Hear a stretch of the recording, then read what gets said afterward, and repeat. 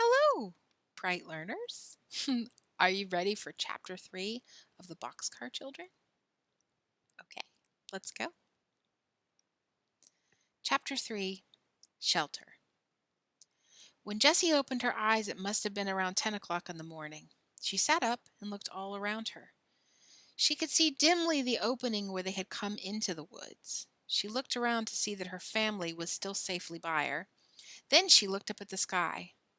At first she thought it must still be night, and then she realized that the darkness was caused by an approaching storm. Whatever shall we do now?" demanded Jessie on the air.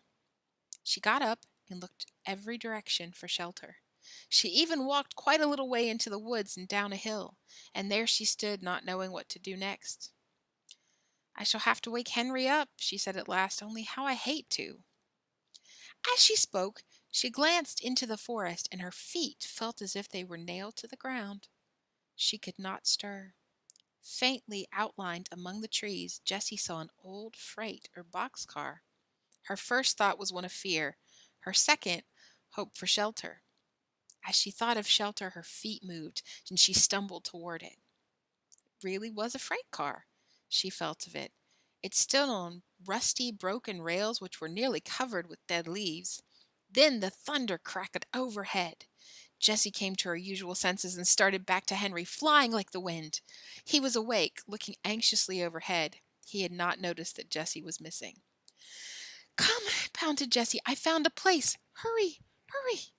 Henry did not stop to ask questions. He picked up Benny, telling Violet to gather up the hay, and then they ran headlong through the thick underbrush in Jessie's wake, seeing their way only too well by the sharp flashes of lightning. "It's beginning to sprinkle," gasped Henry. "We'll get there all right," Jessie shouted back. "It's not far. Be all ready to help me open the door when we get there."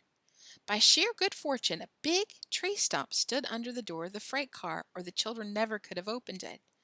As it was, Jessie sprang on the stump, and Henry, pausing to lay Benny down, did likewise.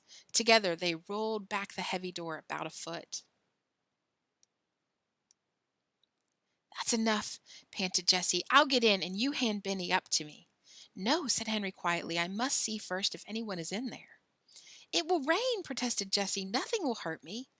But she knew it was useless to argue with Henry, so she hastily groped in the bag for the matches and handed them back to her brother. It must be confessed that Jessie held her breath while Henry stuck at one and peered about inside the car. "All's well," he reported. "Come in, everybody."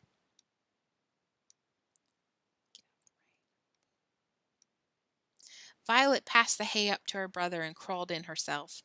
Then Jessie handed Benny up like a package of groceries, and taking one last look at the angry sky and waving trees, she climbed in after him. The two children managed to roll the door back so that the crack was completely closed before the storm broke. But at that very instant it broke with a vengeance. It seemed to the children that the sky would split, so sharp were the cracks of thunder. But not a drop of rain reached them in their roomy retreat.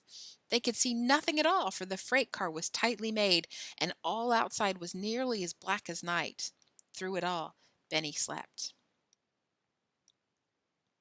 Presently the thunder grew fainter and rumbled away down the valley, and the rain spent itself. Only the drip from the trees on the top of the car could be heard. Then Henry ventured to open the door. He knelt on his hands and knees and thrust his head out. The warm sunlight was filtering through the trees, making golden pools of light here and there. The beautiful trees, pines and white birches and oaks, grew thickly around, and the ground was carpeted with flowers and wonderful ferns more than a yard high. But most miraculous of all was a miniature waterfall, small but perfect, where the same little brown brook fell gracefully over some ledges and danced away down the glen. Let's draw a little waterfall. 1, 2.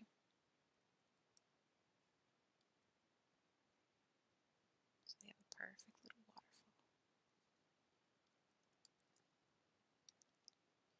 In an instant, Jessie and Violet were looking over Henry's shoulder at the pretty sight. "How different things look with the sun shining!" exclaimed Jessie. "Things will soon be dry at this rate."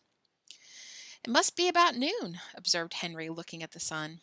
And as he spoke, the faint echo of mill bells in the distance was heard. Henry, said Jessie sharply, let's live here. Live here? Repeated Henry dully.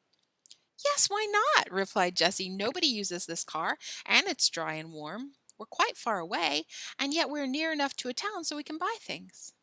And we're near water, added Violet. Jessie hugged her sister. So we are, little mouse, she said, the most important thing of all. But, began Henry.